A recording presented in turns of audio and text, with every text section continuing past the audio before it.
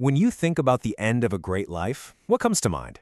For Leonardo da Vinci, it wasn't a slow fade into obscurity. Not at all. It was more like a final, brilliant burst of creativity, a final act that he basically designed himself to secure his legacy forever.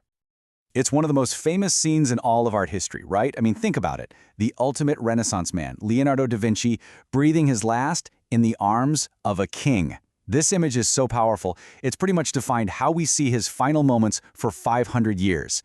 It's a story of incredible respect, of a friendship that went way beyond social rank. So, you have this incredible story. But here's the big question. Is it even true? And maybe more importantly, how on earth did Italy's greatest master end up spending his final years hundreds of miles away from home, in France of all places?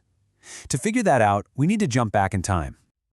All right, so let's rewind. The year is 1516. Leonardo is 64 years old, and to really get a handle on how his story ends, we've got to go back to the beginning of his last chapter, and it all starts with this one unexpected invitation that honestly changed everything. So, back in Italy, things were getting a little complicated for Leonardo. You had these young guns, right? Michelangelo, Raphael, they were the new superstars. Leonardo's patrons were kind of losing their influence, and he was feeling a bit left behind. And then, just when things are looking uncertain, this offer lands on his doorstep. It's from across the Alps. A young, 22-year-old French king, Francis I, who was a huge fan of the Italian Renaissance, wanted him. Not for a job, but for his mind. Please remember to subscribe to our channel and turn on the notification bell. Share and like our videos. The information in the video is compiled from open sources. Thank you. And let me tell you, this was not just any offer. The king gave him a gorgeous royal mansion, the Château du Clos Lucé, and an annual pension of 1,000 gold crowns, which back then was an absolute fortune. See, this wasn't just a paycheck. This was a statement. The king wasn't just hiring a painter, he was honoring a living legend. So, picture this. It's the fall of 1516. You've got this 64-year-old master, probably on a mule, making this incredibly tough journey across the snowy Alps with his closest companions. But what's really amazing is what he brought with him. He was literally carrying his legacy in his saddlebags, his most famous paintings, like the Mona Lisa, and thousands of pages of his revolutionary notebooks. So he gets to France, and what happens next? Well, it's way more than just a simple boss-employee relationship. It becomes this deep and, honestly, pretty unlikely friendship between this aging genius and the young, super-powerful king. King Francis I just showers Leonardo with these incredible official honors. He was named first painter, engineer, and architect of the king. The message was clear. You don't have to just churn out paintings for us. We want you here to think, to dream, to advise. But you know, beyond all those fancy titles, the king had a much simpler, way more meaningful name for him. He called him my father. That 42-year age gap, it just melted away into this incredible bond of mentorship and real affection. And if you want a perfect symbol of just how close they were, get this. The Royal Château d'Amboise and Leonardo's home were connected by an underground tunnel. This meant the king could, and apparently often did, just walk over for private chats whenever he wanted to pick the brain of the man he thought was the wisest in the world. Now don't think for a second that Leonardo was just kicking back and retiring. No way. In fact, now that he was free from the constant pressure of commissions, his mind just took off, producing some of his most ambitious stuff ever. I mean, he was doing everything. He designed these elaborate festivals for the court that were full of amazing machines.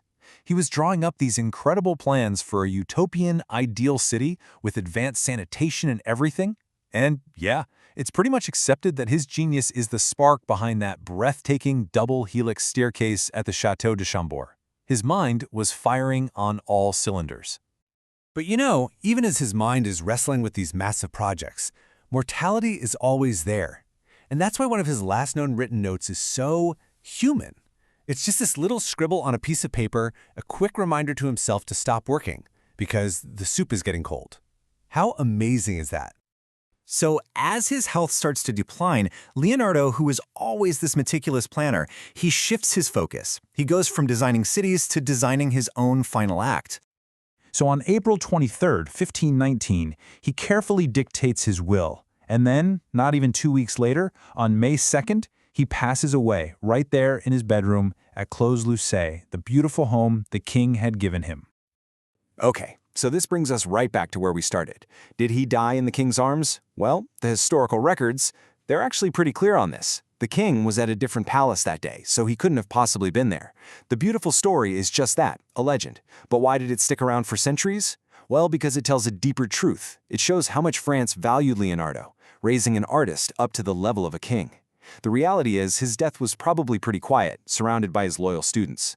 But the king's grief was very, very real. He reportedly mourned for days over the man he called his father.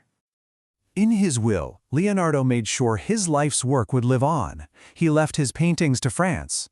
That is the reason the Mona Lisa smiles in the Louvre today. It became a treasure of the French crown. And all those incredible notebooks, the real map of his mind, he entrusted those to his beloved student Francesco Melzi, who thankfully preserved them for all of us. So when you look at it, those last few years in France weren't an end at all. They gave him the peace, the freedom to get his house in order, to organize his life's work. And yeah, the story of him dying in the king's arms might be a beautiful fiction, but it points to something very real. By bringing him to France, the king gave his country a claim to the Renaissance. And Leonardo? Well, he may have left his new home the greatest masterpiece of all, the immortal legend of the universal genius himself.